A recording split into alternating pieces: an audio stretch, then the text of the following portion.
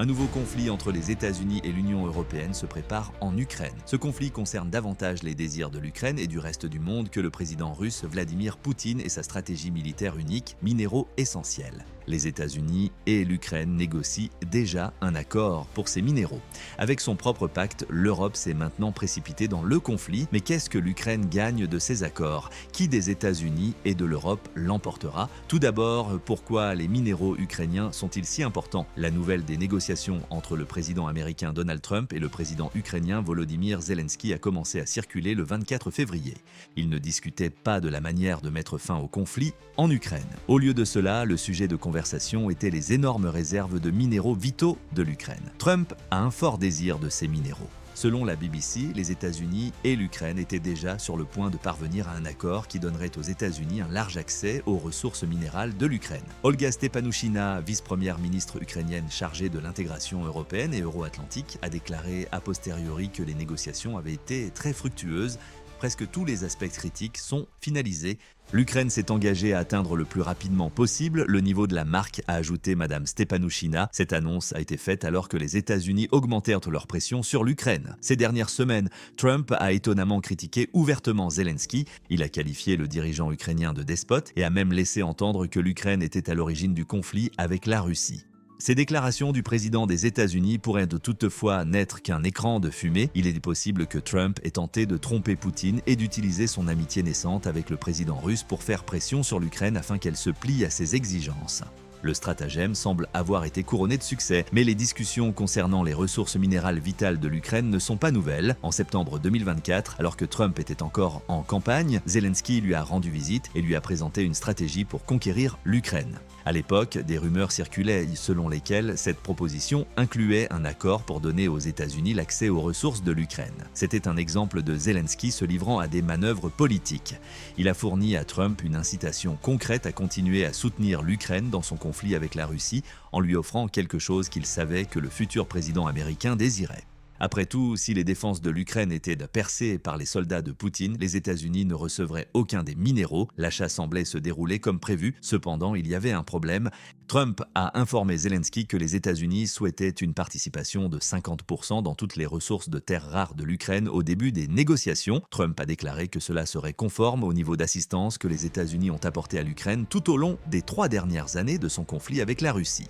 Le président des États-Unis affirme que les États-Unis ont fourni 500 milliards de dollars d'aide économique et militaire à l'Ukraine. Zelensky ne le pense pas. Il affirme que les États-Unis ont jusqu'à présent accordé près de 100 milliards de dollars d'aide à l'Ukraine, mais il note également que ce financement était un don plutôt qu'un crédit. L'Ukraine n'est pas tenue de rembourser les États-Unis pour leur aide. Le chiffre réel se situe quelque part au milieu, bien que beaucoup plus proche de l'estimation de Zelensky selon le suivi du soutien assuré par l'Institut de Kiel pour l'économie mondiale. Selon le rapport, l'Ukraine a déjà reçu 119,79 milliards de dollars des États-Unis et plusieurs milliards de plus sont à venir. Quoi qu'il en soit, l'Ukraine devait faire trop dans l'arrangement. Zelensky a catégoriquement refusé. Le président ukrainien a déclaré « Je ne peux pas vendre notre État », ce qui a conduit à une révision de l'accord. Pour l'Ukraine, cette nouvelle version était encore pire.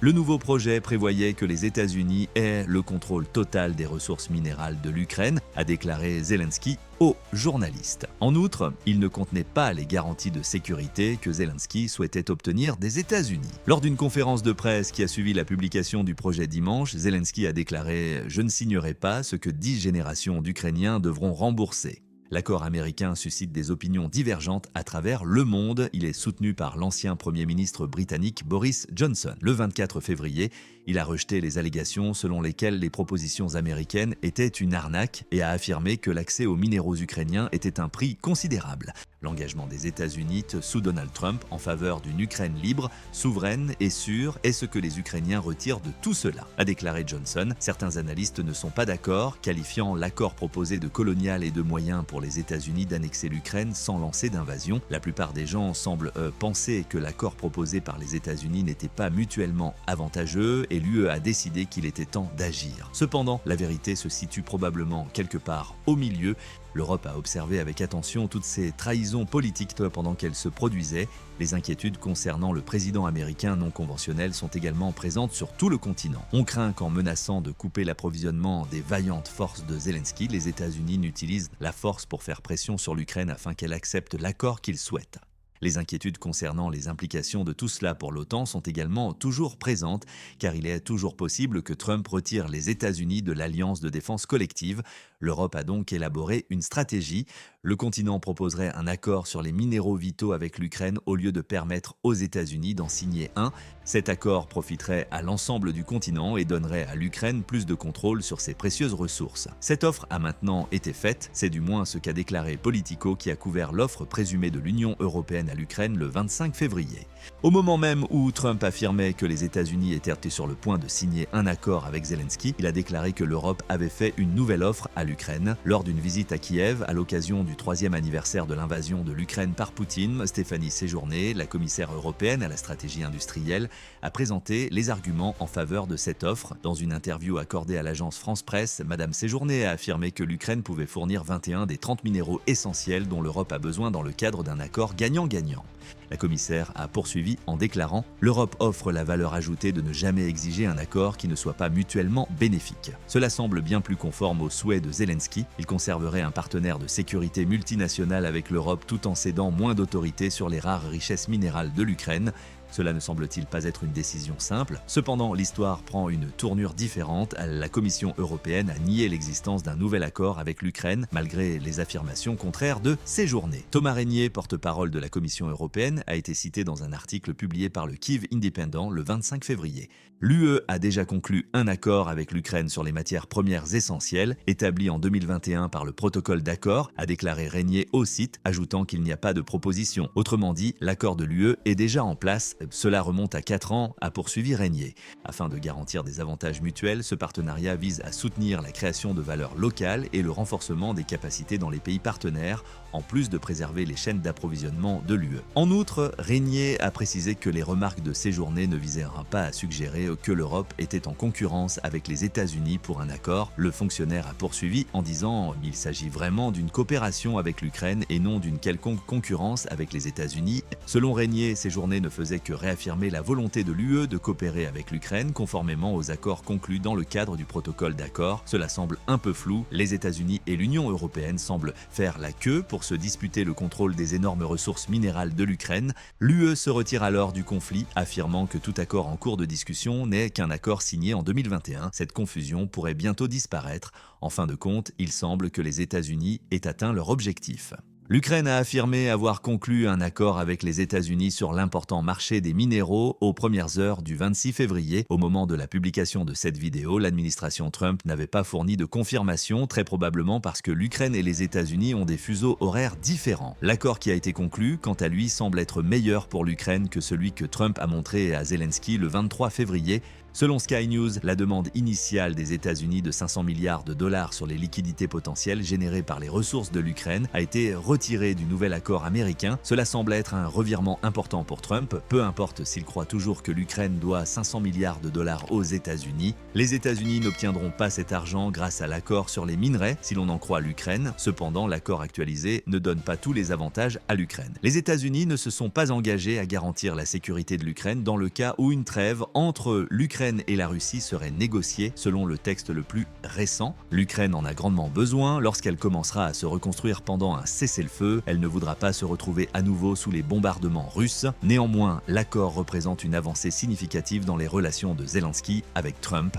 Une fois signé, il marquera le début d'une nouvelle coopération à long terme entre les deux pays qui satisfera Trump en garantissant que les États-Unis obtiennent ce qu'ils veulent. L'Ukraine s'inquiète de l'absence de garantie de sécurité, mais après un cessez-le-feu, on peut supposer que les États-Unis interviendront si Poutine lance une nouvelle offensive, non pas pour protéger l'Ukraine, mais pour garantir le maintien des revenus provenant des minerais du pays. Mais quels sont les minerais présents en Ukraine? Et pourquoi sont-ils si importants que les États-Unis et l'Union européenne se sont presque engagés dans une guerre diplomatique de courte durée à leur sujet? Selon Sojourné, 21 des 30 éléments de terres rares que l'Union européenne considère comme des matières premières essentielles se trouvent en Ukraine. Ces minerais sont abondants dans ces gisements. 5% des réserves mondiales de ces minéraux, qui comprennent le cobalt, le graphite, le niobium, le lithium et d'autres, se trouvent en Ukraine selon le Centre régional d'information des Nations Unies pour l'Europe occidentale. S'exprimant devant la Commission économique des Nations Unies pour l'Europe en 2022, Svetlana Grinchuk, vice-ministre ukrainienne de la protection de l'environnement et des ressources naturelles, a mis ce fait en lumière bien qu'elle ne représente que 0,4% de la surface de la Terre, a-t-elle fait remarquer, l'Ukraine abrite 5% des réserves de terres rares. En d'autres termes, l'Ukraine est une mine d'or de ressources précieuses. Tout ce dont elle a besoin, c'est de l'aide de ses alliés pour ouvrir le coffre. Le minéral le plus important est le lithium, les batteries rechargeables qui alimentent tout, des ordinateurs aux téléphones portables, en passant par les véhicules électriques et les armes, ont besoin de ce minéral comme composant indispensable. L'Académie nationale des sciences d'Ukraine estime que le pays en contient environ 500 000 tonnes. Le problème, c'est que Shevchenkivski, dans la région de Donetsk, et Krutobalka, dans la région de Zaporizhia, deux des sites miniers les plus importants du pays, sont actuellement situés dans des zones de violence. Dans les régions qui contiennent ces terres rares, la Russie combat activement l'Ukraine. Ce n'est pas un hasard, Poutine a clairement fait savoir qu'il voulait s'emparer des riches ressources de l'Ukraine, malgré ses discours sur sa volonté de reprendre le pays pour le rattacher à la Russie. C'est entre autres pour cette raison qu'il a fait pression pour obtenir une grande partie de Donetsk en 2024 et 2025. En affirmant sa revendication, Poutine cherche à avoir accès à un approvisionnement constant en lithium. Mieux encore, si un accord de paix avec l'Ukraine permet à la Russie de conserver les terres qu'elle a déjà prises, les ressources de Donetsk seraient entièrement aux mains de la Russie. Environ 40% des ressources métalliques de l'Ukraine seraient actuellement sous le contrôle de Moscou. En outre, la Russie contrôle la moitié des réserves de césium, de tantale, de manganèse et de terres rares de l'Ukraine, ainsi que 63% de ses mines de charbon. Yulius Firodenko, le ministre ukrainien de l'économie, estime que la valeur de ces ressources à elle seule s'élève à environ 350 milliards de dollars. La stratégie militaire de Poutine dépend de la saisie de ses actifs, car cela lui permet de couper la principale source de revenus de l'Ukraine. Les minéraux représentaient 30% des exportations de l'Ukraine et 6,1% de son PIB avant l'invasion de Poutine en février 2022. Les États-Unis et l'Europe cherchent également à accéder à d'autres minéraux que le lithium. Par exemple, en 2019, 7% du titane utilisé dans le monde provenait d'Ukraine. Les centrales nucléaires et les avions sont construits avec ce métal rare. Avant l'invasion de la Russie, elle produisait également 20% du graphite mondial, une substance utilisée dans les voitures électriques et les centrales nucléaires. Selon l'ONU, l'Ukraine est également bien placée pour satisfaire la demande internationale croissante. Selon le rapport, la demande de lithium devrait augmenter de 90% au cours des 3 prochaines décennies, tandis que celle de cuivre devrait augmenter de 40%. La demande existe également sur le plan environnemental. Selon l'Agence internationale de l'énergie, 50 mines de lithium supplémentaires ainsi que 17 mines de cobalt et 60 mines de nickel doivent être ouvertes afin d'atteindre l'objectif mondial de zéro émission nette de carbone d'ici 2030. Une fois de plus, toutes ces ressources se trouvent en Ukraine, ce qui pourrait en faire un acteur important dans la lutte contre le changement climatique. Cela soulève la question de savoir pourquoi les États-Unis et l'UE accordent une telle importance aux richesses minérales de l'Ukraine. L'une des réponses vient d'être évoquée. Dans les années à venir, les réserves de minéraux rares de l'Ukraine deviendront de plus en plus importantes. Elles le sont déjà, si ce n'est qu'elles ne le sont pas. Le cuivre et le lithium sont déjà très demandés dans le monde entier. Cependant, la demande ne fera qu'augmenter à mesure que de plus en plus de pays adopteront des technologies d'énergie renouvelables. Considérez les implications de cela d'un point de vue financier. En ce qui concerne le lithium, au 25 février, une tonne de ce minerai coûtait 10 452,30 $. En multipliant ce chiffre par 500 000, la quantité de tonnes que l'Ukraine possède dans ses réserves, on obtient 5,26 milliards de dollars. C'est aussi un prix bas de gamme. En décembre 2022, le prix du lithium par tonne était d'environ 80 000 $. Les réserves de l'Ukraine auraient donc valu la somme stupéfiante de 40 milliards de dollars.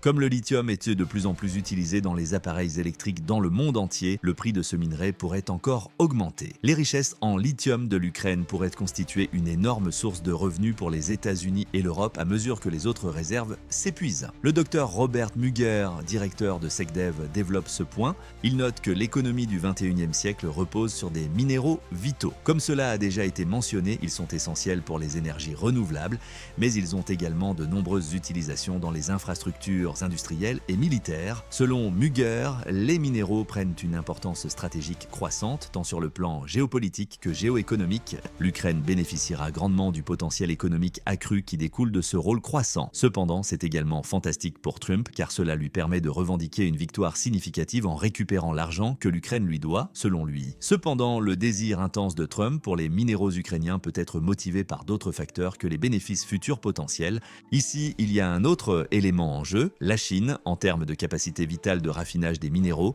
la Chine est actuellement l'un des pays leaders. Selon The Guardian, environ 35% du nickel mondial ainsi que jusqu'à 70% de son lithium et de son cobalt sont raffinés à Pékin. En ce qui concerne les terres rares ou REE, la Chine est également le principal acteur. En 2024, elle fournissait environ la moitié des REE mondiales et gérait près de 90% du raffinage de ces précieuses ressources. Considérons maintenant l'impact que Donald Trump a eu sur la Chine depuis son entrée en fonction. Ses droits de douane ont déclenché une guerre commerciale avec la Chine.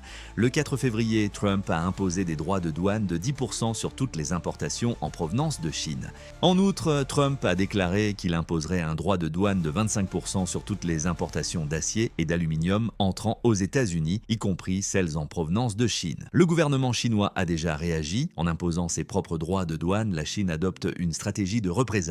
Outre un droit de douane de 10% sur les voitures à moteur lourd, le pétrole brut et les machines agricoles, elle impose désormais une taxe douanière de 15% sur toutes les importations de charbon et de produits à base de gaz naturel liquéfié en provenance des États-Unis. En décembre 2024, la Chine a également interdit les exportations de minéraux rares vers les États-Unis. En raison de la position dominante de la Chine dans l'industrie des minéraux essentiels, les États-Unis sont confrontés à des défis importants dans cette guerre commerciale en cours. Afin de maintenir le flux de ces minéraux vers les États-Unis, ces derniers doivent trouver des alternatives. En ce qui concerne la question des minerais, l'accord de Trump avec l'Ukraine est sa porte de sortie. Étant donné que la Chine contrôle une grande partie des gisements de minerais vitaux dans le monde, l'UE considère probablement cela comme une menace similaire. C'est pourquoi elle a conclu son propre accord avec l'Ukraine en 2021. Selon un article de The Conversation du 25 février, Trump pense à la Chine depuis son entrée en fonction. Il note qu'une quantité importante des gisements de gallium du monde, qui sont essentiels à bon nombre des technologies de défense les plus avancées utilisées par les États-Unis, sont également sous contrôle chinois. Trump lorgne sur son accord minier depuis un certain temps, car il sait que l'Ukraine peut remplacer le flux perdu de gallium chinois, car l'Ukraine est le 5e producteur mondial de gallium. The Conversation affirme que Trump est également préoccupé par les liens étroits de Poutine avec la Chine, d'autant plus que la Chine a pris la tête de ce partenariat. Du moins, de l'avis de Trump, il faut résister à la puissance croissante de Pékin. L'accord minier avec l'Ukraine est une tentative de priver la Chine de sa domination. Trump montre à Pékin que le monde n'a pas autant besoin de la Chine que Pékin le croit si l'Ukraine peut fournir les minéraux que la Chine ne fournit plus aux États-Unis. Que ce soit avec les États-Unis ou l'Union européenne, Zelensky est intéressé par d'importants accords miniers car ils ont le potentiel de relancer un secteur important de l'économie de son pays. En outre, ces accords conservent leur valeur même en l'absence de garantie de sécurité comme c'est le cas avec l'accord avec les États-Unis. À l'heure où la Chine refuse à l'Occident l'accès aux ressources les plus précieuses de l'Ukraine, chaque accord accroît la dépendance occidentale à l'égard de ces ressources. Même si aucun des deux ne fait de promesses, les États-Unis et l'UE voudront maintenir cette valeur, ce qui signifie qu'ils pourraient offrir à l'Ukraine la sécurité et un accès accru à ses propres minéraux. Dans ces transactions, Zelensky a peut-être réussi le plus grand coup de maître. Si ce n'est pas explicitement indiqué, la sécurité est implicite. Les relations de l'Ukraine avec ses alliés européens sont renforcées par l'accord qu'elle a conclu avec l'UE en 2021 qui est actuellement mis en avant une fois de plus. Après des semaines où Trump a semblé préférer Poutine, Zelensky pourrait avoir besoin d'utiliser le nouvel accord de l'Ukraine avec les États-Unis comme une branche d'olivier pour ramener le président américain à sa cause. Le plus intéressant, c'est que si Poutine tente de faire valoir ses droits sur les ressources minérales de la région que la Russie contrôle déjà, les États-Unis et l'Union européenne s'opposeront directement à lui. Cependant, que pensez-vous des accords miniers que les États-Unis et l'Europe ont conclus avec l'Ukraine? La guerre en sera-t-elle affectée? Zelensky a-t-il profité de ces accords pour gagner les faveurs des États-Unis à un moment où le soutien américain semblait incertain? Au milieu de l'incertitude du soutien américain, partagez vos réflexions dans la section commentaires et n'oubliez pas de vous abonner à la chaîne pour recevoir les dernières mises à jour sur la bataille en Ukraine. Veuillez partager vos réflexions dans la section commentaires ci-dessous et n'oubliez pas de vous abonner à la chaîne pour recevoir les dernières mises à jour sur le conflit en Ukraine.